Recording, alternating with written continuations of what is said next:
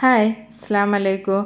Milk ഷേക്കിനേക്കാളൊക്കെ tasty ആയിട്ടുള്ളൊരു ജ്യൂസിൻ്റെ റെസിപ്പിയാണ് ഇന്ന് ഷെയർ ചെയ്യണത്. അപ്പോൾ ഈ ഒരു വേനൽ ചൂടിൽ ഇഫ്താർ ടൈമിലൊക്കെ ട്രൈ ചെയ്യാൻ പറ്റിയ കളർഫുൾ ആയിട്ടുള്ള ഈ ഒരു അടിപൊളി ഡ്രിങ്ക് എങ്ങനെ റെഡിയാക്കി എടുക്കാമെന്നുള്ളത് നോക്കിയിട്ട് വരാം. അപ്പോൾ വീഡിയോയിലേക്ക് പോകുന്നതിന് മുമ്പായിട്ട് ഫസ്റ്റ് ടൈമായിട്ട് കാണുന്നവരുണ്ടെങ്കിൽ സബ്സ്ക്രൈബ് ചെയ്ത് സപ്പോർട്ട് ചെയ്യാൻ മറക്കരുത്. വീഡിയോ കണ്ടുകൊണ്ടിരിക്കുമ്പോൾ ഇഷ്ടമാണെങ്കിൽ ലൈക്ക് ചെയ്യാനും ഷെയർ ചെയ്യാനും കമൻറ്റ് ചെയ്യാനും മറക്കരുത്.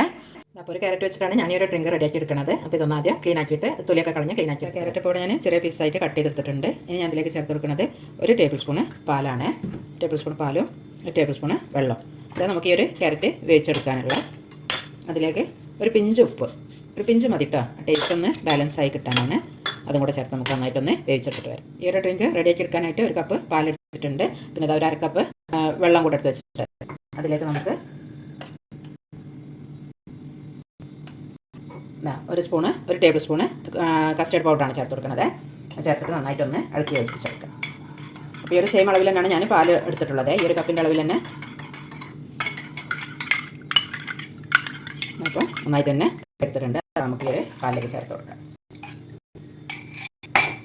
ഇതായി ഒരു പാല് നമുക്ക് സ്റ്റവ് ഓൺ ആക്കിയിട്ട് കൈവിടാണ്ട് ഇളക്കി കൊടുക്കുക. ഫസ്റ്റ് നിങ്ങളൊന്ന് മീഡിയം ടു ഹൈയിൽ തന്നെ ഫ്ലെയിം സെറ്റാക്കി വെക്കുക. അപ്പോൾ പാലൊക്കെ നന്നായിട്ട് തന്നെ ചൂടായി വന്നു. അപ്പോൾ ഫ്ലെയിം ഒന്ന് കുറച്ച് വെക്കുക.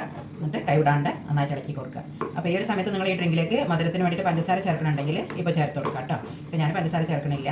പഞ്ചസാരയും കൂടെ ചേർത്തിട്ട് നന്നായിട്ട് ഇളക്കി യോജിപ്പിച്ച് കൊടുക്കുക. അപ്പോൾ നമ്മൾ കസ്റ്റർഡ് നന്നായിട്ട് തന്നെ തിളച്ച് വരുന്നുണ്ട്. അധികം കുറുകിയൊന്നും വരില്ല കേട്ടോ, കാരണം നമ്മൾ 1 ടേബിൾ സ്പൂണല്ലേ കസ്റ്റർഡ് പൗഡർ ചേർത്തിട്ടുള്ളൂ. നമുക്കിങ്ങനെ ഒരു ലൂസായിട്ട് തന്നെയാണ് വേണ്ടത്, അധികം കുറുകണ്ട. ക്യാരറ്റൊക്കെ കൂടെ നന്നായിട്ട് തന്നെ വെന്ത് കിട്ടിയിട്ടുണ്ട്. വെന്ത് ചൂടൊക്കെ ആറിയിട്ടുണ്ട്. നമുക്കിതൊരു മിക്സിൻ്റെ ജാറിലേക്ക് ഇട്ടുള്ളൂ. പിന്നെ ക്യാരറ്റ് വേവിക്കുമ്പോൾ പാലും കൂട്ടി വേവിക്കുമ്പോൾ എന്താ വെച്ചാൽ ആ ഒരു വെള്ളത്തിൻ്റെ ഒരു പച്ചച്ചോവ അങ്ങനെ ഉണ്ടാവില്ല കേട്ടോ. മുമ്പ് ഞങ്ങൾക്ക് ക്യാരറ്റ് കേക്ക് ഉണ്ടാക്കിയ സമയത്ത് പറഞ്ഞിട്ടുണ്ടായിരുന്നു ഈ ഒരു ടിപ്പ്. ആ ക്യാരറ്റ് കേക്ക് നല്ല അടിപൊളി പോളായിരുന്നു കേട്ടോ. അത് കാണാത്തവരുണ്ടെങ്കിൽ ഞാൻ ലിങ്ക് ഡിസ്ക്രിപ്ഷനിൽ കൊടുക്കുക, കണ്ടു നോക്കാം കേട്ടോ. ഒരു പകുതി ഇതിലേക്ക് വെച്ച് കൊടുക്കാം. നമുക്കിത് നന്നായിട്ട് അടിച്ചെടുത്ത് വരാം. അപ്പോൾ ക്യാരറ്റൊക്കെ ഇവിടെ നന്നായിട്ട് തന്നെ അടിഞ്ഞു വന്നിട്ടുണ്ട്. അതാണ് നല്ല ഫൈൻ ആയിട്ട് അടിഞ്ഞു വന്നിട്ടുണ്ട്. അപ്പോൾ ഇങ്ങനെ അടിഞ്ഞു കിട്ടാൻ വേണ്ടിയിട്ടാണ് നമ്മൾ ആദ്യം ഒന്ന് വേവിച്ചെടുക്കുന്നത്. കണ്ടില്ലേ? ഇനി നമ്മൾ ഈ ഒരു ഡ്രിങ്ക് അരിച്ചെടുക്കൊന്നുമില്ല. അപ്പോൾ അതുകൊണ്ട് നന്നായിട്ട് തന്നെ അരിഞ്ഞു വന്നിട്ടുണ്ട്.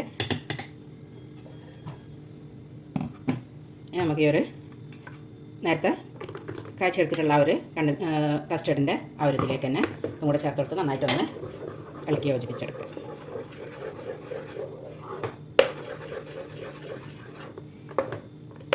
അതിപ്പോൾ ഇവിടെ നന്നായിട്ട് തന്നെ മിക്സ് ചെയ്തെടുത്ത് വെച്ചിട്ടുണ്ട്. ഇനി നമുക്ക് ഇതൊന്നും മാറ്റി വെക്കാം. ഇതൊരു ചെറിയൊരു ആപ്പിളാണ് ഞാൻ എടുത്തിട്ടുള്ളത്. ഇത് നന്നായിട്ട് ചെറിയ പീസായിട്ട് നമുക്ക് കട്ട് ചെയ്തെടുത്തിട്ട് വരാം. ഞാനിതപ്പോൾ ആപ്പിളിൻ്റെ ഹാഫ് മാത്രം എടുത്തിട്ടുള്ളൂ കേട്ടോ. അത് ചെറുതായിട്ട് പീസായിട്ട് കട്ട് ചെയ്തെടുത്തപ്പോൾ തന്നെ കൂടുതലായിട്ടുണ്ട്. അപ്പോൾ പിന്നെ ഹാഫ് മാത്രം കട്ട് ചെയ്തെടുത്തിട്ടുള്ളൂ. നമുക്കിത് നേരത്തെ നമ്മൾ റെഡിയാക്കി വെച്ചിട്ടുള്ള ഒരു ഡ്രിങ്കിലേക്ക് ചേർത്ത് കൊടുക്കാം. ഡ്രിങ്കൊക്കെ നമ്മൾ റെഡിയാക്കി വെച്ച് കഴിഞ്ഞിട്ട് ആപ്പിൾ കട്ട് ചെയ്തിട്ടാൽ മതി. എന്നാൽ തന്നെ പെട്ടെന്ന് കളറ് ചേഞ്ചായി പോകും.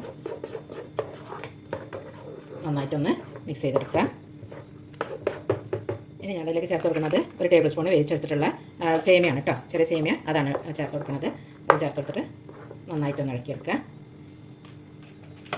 അതിൻ്റെ കൂടെ തന്നെ കസകസാണ്. അതൊക്കെ നമ്മുടെ ഇഷ്ടത്തിനനുസരിച്ച് ചേർത്ത് കൊടുക്കാം കേട്ടോ. ഞാനിപ്പോൾ ഇവിടെ 1 ടേബിൾ സ്പൂൺ സബ്ജ സീഡ് വെള്ളത്തിലിട്ട് വെച്ചായിരുന്നു. അപ്പോൾ അതും കൂടെ ചേർത്ത് നന്നായിട്ടൊന്ന് ഇളക്കി യോജിപ്പിച്ച് കൊടുക്കാം.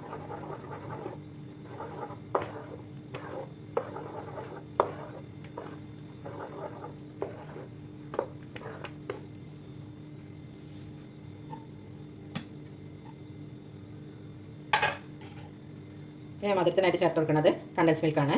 അത് മധുരത്തിന് ആവശ്യമുള്ളത് ചേർത്ത് കൊടുക്കുക.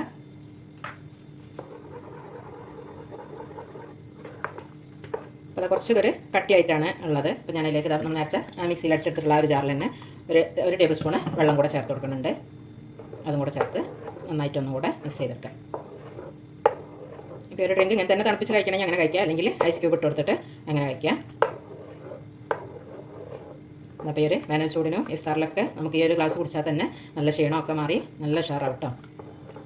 അപ്പോൾ നമ്മൾ ഡ്രിങ്കൊക്കെ നന്നായിട്ട് തന്നെ തണുപ്പിച്ചെടുത്തിട്ടുണ്ട്. ഗ്ലാസ്സിലേക്ക് വെച്ചിട്ടുണ്ട്. ഞാനിത് അതിൻ്റെ മേലെ കുറച്ച് നട്ട്സ് പൊടിച്ചെടുത്തതാണ്. അതും കൂടെ അതിൻ്റെ മേലെ ഒന്ന് ഇട്ട് കൊടുക്കാം. ഓപ്ഷനിലാണ്, വേണ്ടവർക്ക് ഇട്ട് കൊടുത്താൽ മതി. കുറച്ച് കാഷ്യനട്ടും ബദാമും കൂടെ പൊടിച്ചെടുത്തതായിരുന്നു. അപ്പോൾ അതിൻ്റെ മേലെ ഒന്ന് ഇട്ട് കൊടുക്കാം. ഇതപ്പം മിൽക്ക് ഷേക്കിനേക്കാളൊക്കെ നല്ല ടേസ്റ്റി ആയിട്ടുള്ള ഡ്രിങ്ക് ഇവിടെ റെഡി ആയിട്ടുണ്ട്. അപ്പോൾ നിങ്ങളിങ്ങനെ ഒന്ന് ട്രൈ ചെയ്ത് നോക്കുക. ഇൻഷാ അല്ലാഹ് മറ്റൊരു റെസിപ്പി ആയിട്ട് വീണ്ടും വരാം.